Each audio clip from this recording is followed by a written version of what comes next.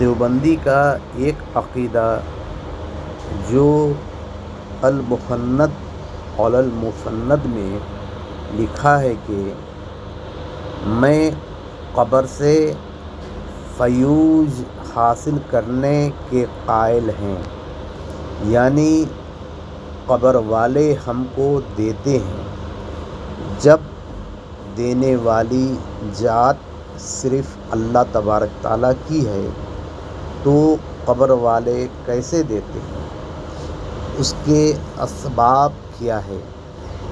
اگر یہ کہا جائے کہ کوئی بغیر اسباب دیتا ہے تو شرک ہو جائے گا۔ بغیر اسباب دینے والی ذات صرف اللہ تبارک تعالیٰ کی ہے، تو دیوبندی کے پاس کوئی جواب نہیں ہوتا ہے۔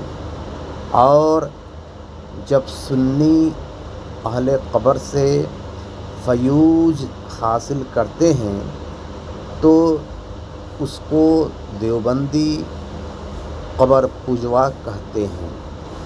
اسی لیے کہا جاتا ہے کہ اس وقت کا منافق اس وقت کا دیوبندی ہے۔